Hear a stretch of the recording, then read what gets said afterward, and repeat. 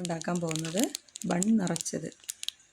നമുക്ക് ഒരു ബിസിനസ്സായിട്ട് ചെയ്യാൻ പറ്റുന്ന, ഞാൻ ചെയ്തുകൊണ്ടിരിക്കുന്ന ഒരു പലഹാരമാണ് ബൺ നിറച്ചത്. ഇത് എങ്ങനെ ഉണ്ടാക്കുകയാണെന്ന് കാണിച്ചു തരാം. ബണ്ണ് ഇതുപോലെ കട്ട് ചെയ്ത് ഇതിൻ്റെ അകത്തുള്ള ഇതൊക്കെ കട്ട് ചെയ്തിട്ട് ഒരു പാത്രത്തിലേക്ക് മാറ്റി വെക്കാം. ബണ്ണ് ഇതുപോലെ കട്ട് ചെയ്തിട്ട് ഇതിൻ്റെ ഈ ഒരു ഭാഗം മാറ്റി വെക്കാം. ഫില്ല് ചെയ്യാനായിട്ട് തേങ്ങയും മല്ലിച്ചപ്പും പച്ചമുളകും ഇട്ട് ചമ്മന്തി ഉണ്ടാക്കാം.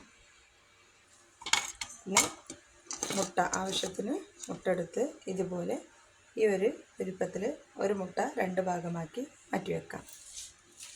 ഉള്ളിയും കുരുമുളകും മല്ലിച്ചപ്പും പച്ചമുളകും ഇഞ്ചി പേസ്റ്റൊക്കെ ഇട്ടിട്ട് ഒരു ഗരം മസാല ഒക്കെ ഇട്ടിട്ട് ഉള്ളി പേസ്റ്റാക്കി വെക്കാം. ഇതുപോലെ ഉള്ളി വാട്ടിയിട്ട് വെക്കാം. ഇത് ബണ്ണിൻ്റെ അകത്തുള്ള ഭാഗം നമ്മൾ ഇതുപോലെ പാലൊഴിച്ചിട്ട് ഒന്ന് മിക്സ് ചെയ്ത് വെച്ച് ഇത് ഒട്ടിക്കാനുള്ളതാണ്. പിന്നെ നിറക്കുന്ന രീതി കാണിച്ചു തരാം. ഇതുപോലെ ആദ്യം ഒന്ന് സെറ്റാക്കി വെച്ചതിന് ശേഷം ഒന്നും കൂടി ഇത് മയണസാണ്. മയണസും ഇതുപോലെ നമ്മൾ ആദ്യം ഇതൊക്കെ സെറ്റാക്കിയിട്ട് മാറ്റി വെക്കാം.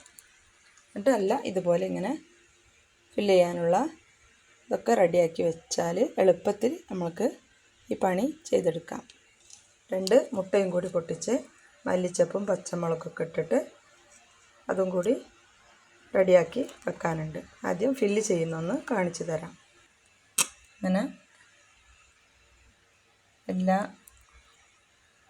ബണ്ണിലേക്കും ആദ്യം മയണസ് സെറ്റാക്കി ഇതുപോലെ ഇട്ടതിന് ശേഷം ഫില്ല് ചെയ്തെടുക്കാം. അങ്ങനെ തേച്ചെടുക്കാം. ചെയ്തതിന് ശേഷം ചമ്മന്തി ഇതുപോലെ എല്ലാത്തിലേക്കും ഇട്ട് കൊടുക്കാം.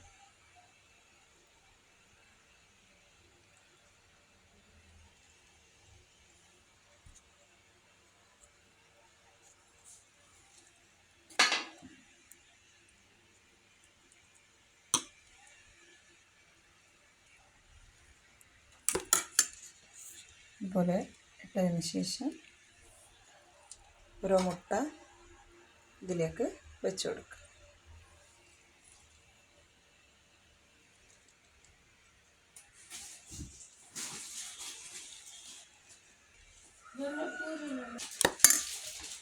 ഇതിങ്ങനെ ചെയ്തതിന് ശേഷം ഉള്ളി ഫ്രൈ ചെയ്തതും കൂടി അതിൻ്റെ മുകളിൽ ഇട്ട് കൊടുക്കാം.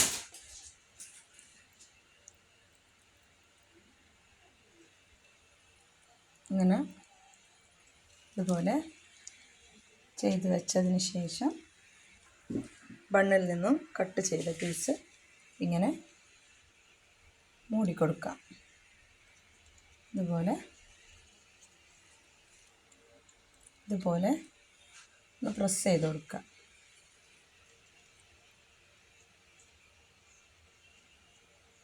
എന്നിട്ട് നമ്മൾ കലക്കി വെച്ച ബ്രെഡിൻ്റെ പൊടി കഷ്ണം കൊണ്ട് ഇത് സൈഡ് ചുറ്റും വെച്ചിട്ട് ഫില്ല് ചെയ്യാം.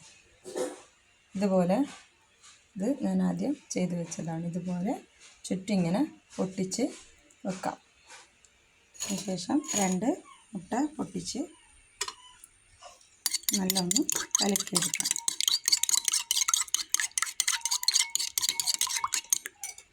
എന്നിട്ട് ബണ്ണ് ഇതിലേക്ക് ഇങ്ങനെ മുക്കിയിട്ട്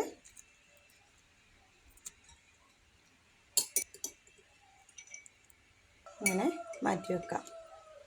മുട്ടയിലേക്ക് മല്ലിച്ചപ്പും പച്ചമുളകും കൂടി അരിഞ്ഞിടാനുണ്ട്. എന്നിട്ട് ഇതുപോലെ ചെയ്തിട്ട്